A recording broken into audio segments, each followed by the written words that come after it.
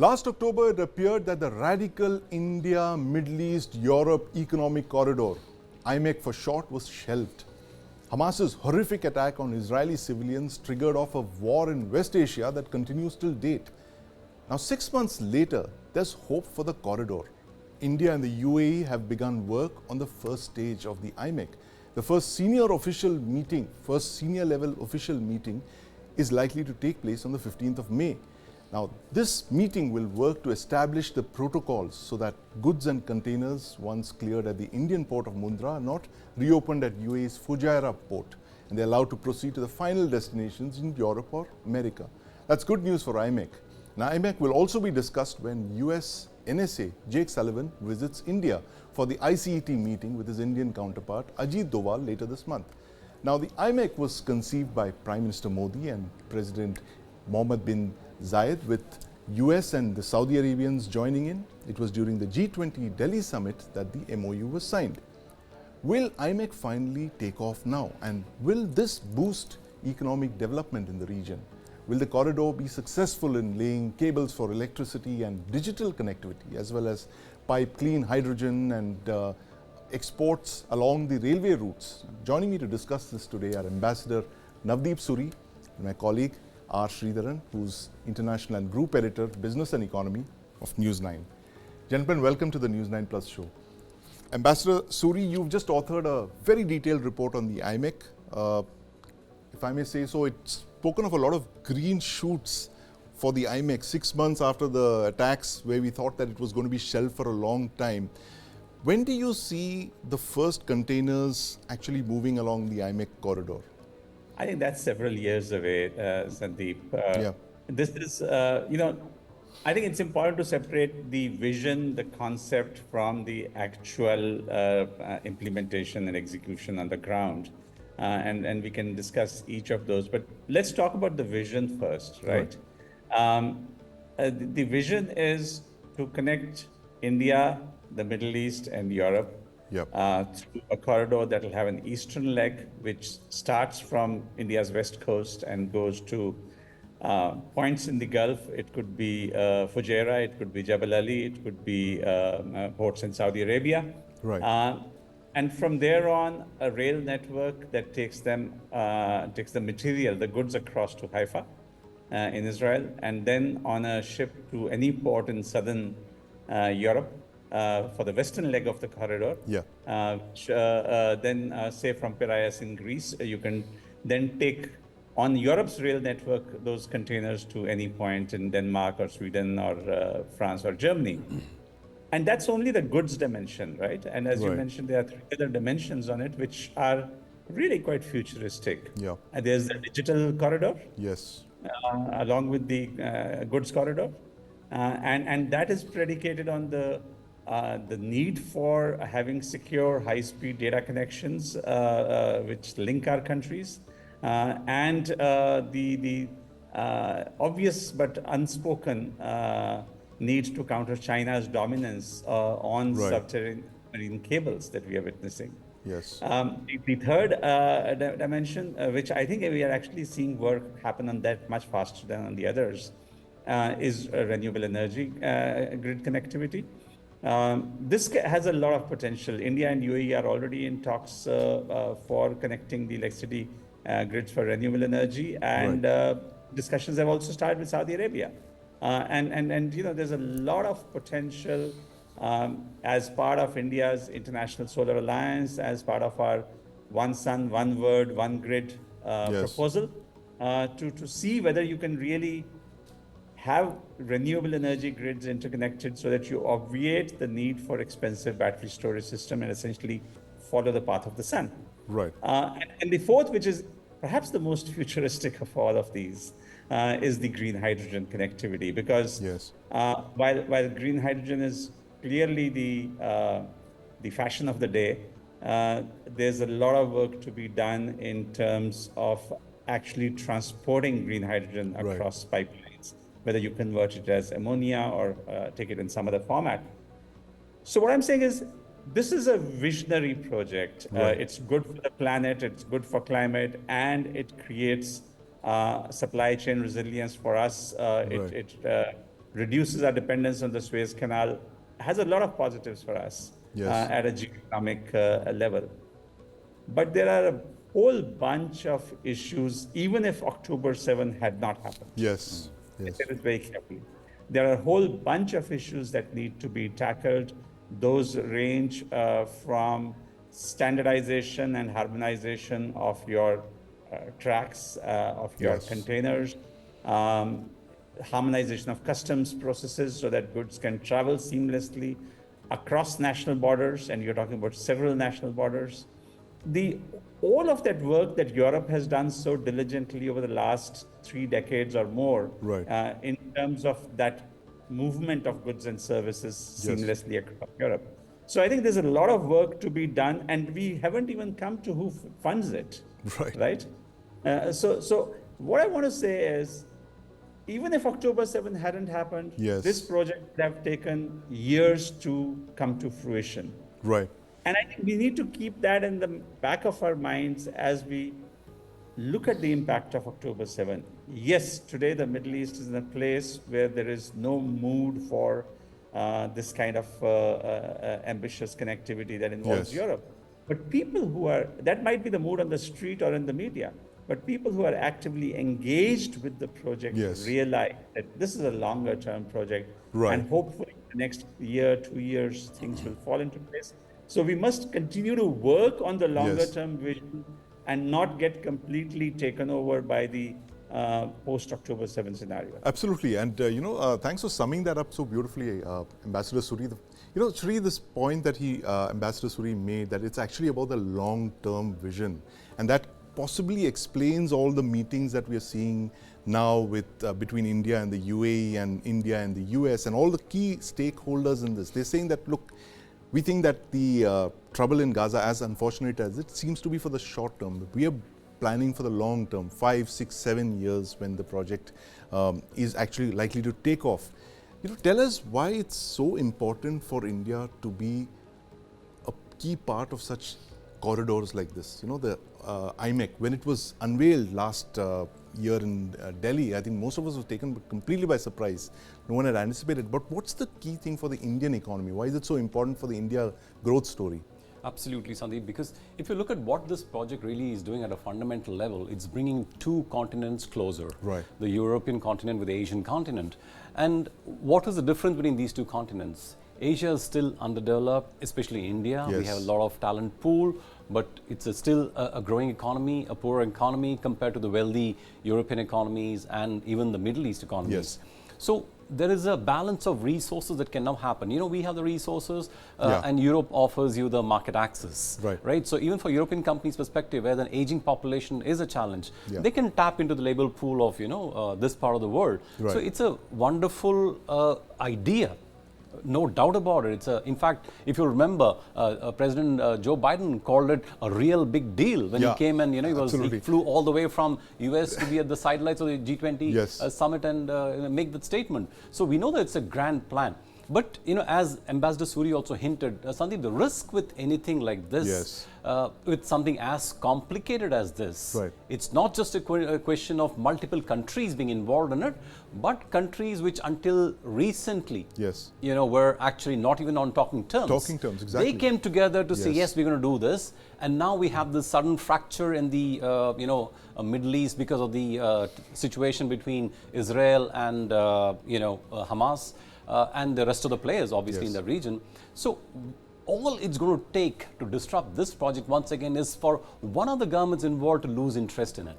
It's as simple as that, because you need all the pieces to move perfectly in synchronization. And like Ambassador Suri said, this is a long-term project. It's not going to happen over the next 2 years, 3 years. In fact, even to do a detailed project report will take multiple years. And then you start talking of actual implementation. Then there are challenges of raising finance for it. Ambassador Suri hinted about, that we need to harmonize trade regulations. We need standards to be harmonized. There are so many challenges, that are there. And to overcome all of them one by one, it's going to take time. It's going to take time indeed. And, speaking of time, Ambassador Suri, you also mentioned this other project there, which is also back in favor, the INSTC, connecting India to Europe via Iran and Russia. It's if I could use it, a bypass corridor. Now that's come back into favor, obviously, because Russia is cut out of the West because of the war. But this is another project, the INSTC, which we've been hearing of for a very long time, almost 20 years, and that didn't really take off. Do you see this as being, a plan B for India, that look, this corridor might bypass Iran and the Russian Federation, but here we have another corridor to reach Europe, and may the two corridors work in parallel. How do you see INSTC versus IMEC? Look, Sandeep, the big picture on this is India's trade is going to continue to grow significantly over the coming decades.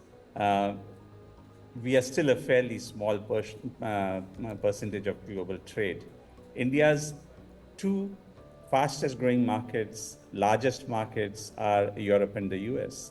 And trade with the Middle East continues to grow very rapidly. What have we seen in the last 2 years? What we saw was one solitary ship blocking the Suez Canal for a week and bringing international trade to a grinding halt, right? 30% of the world's container traffic, 30% passes through the Suez Canal. If we needed a reminder on its criticality, the Houthis have proved it through their attacks on shipping. 5 of the world's largest shipping companies have said it's too risky through the Red Sea and the Suez Canal.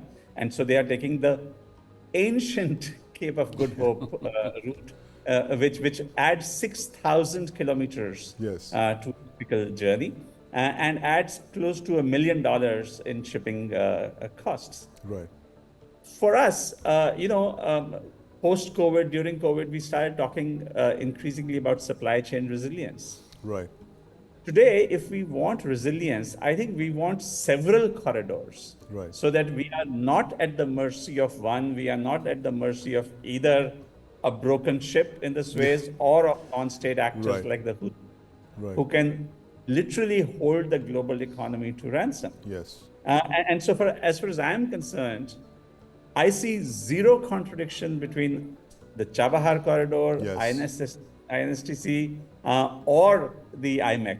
I think, whichever comes through, there's going to be enough growth in trade happening over the next couple of decades to justify their viability. I think the only point I will make is, when you're building this kind of resilience, you also need to plan for a degree of redundancy.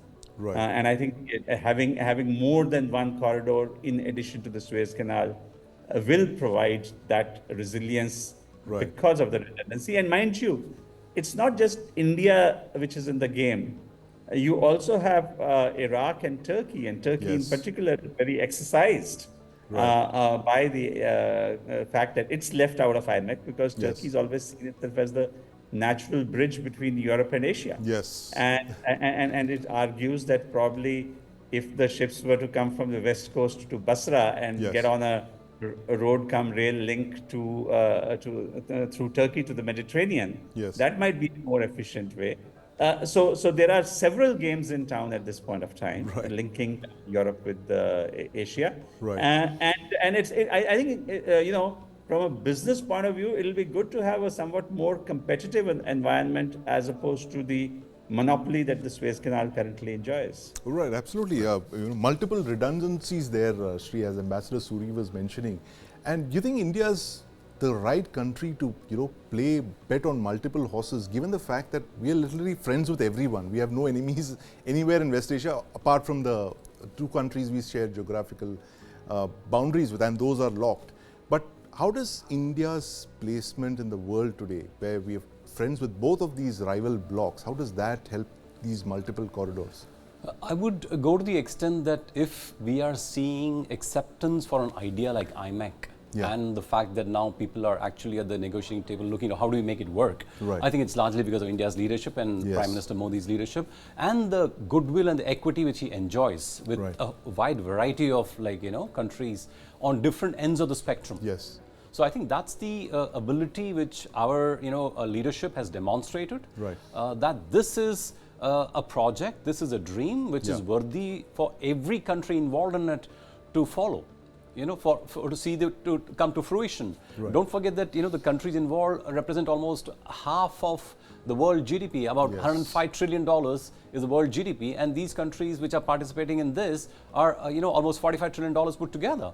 So it's half of the world in terms of economic size coming together to do a project. Yes, we will see some resistance from countries like Egypt. Suez Canal which is there. Absolutely. I mean, they have the most to lose if an alternative corridor gets built up. Right.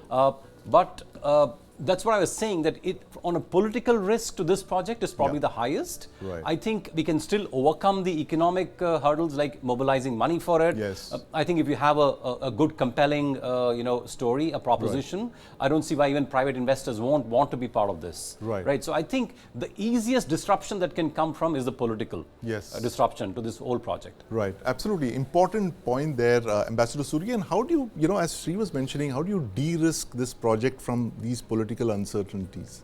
I think. Look, firstly, if you look at the last couple of months, President Macron was our chief guest on Republic Day, and he announced that he's appointing a special envoy for IMEC. Right. Prime Minister Modi was in Abu Dhabi in February, and in the joint statement, there's a renewed commitment to energize the corridor. So, despite whatever is happening in the region, you see these reiterations of commitment to the to the project. I think the de-risking partly is to see it as a bundle. Right. If it were only a trade corridor, then yes, you would have larger issues at stake of trade disruption, etc. But if you look at an integrated corridor, which also brings in the digital connectivity, which also brings in potentially from an Indian perspective, UPI connectivity for e-commerce and other transactions. Right. If you bring in the grid connectivity, then I think each of these will kind of reinforce the economics of the other. So what may have been a politically and economically risky project if it were standalone,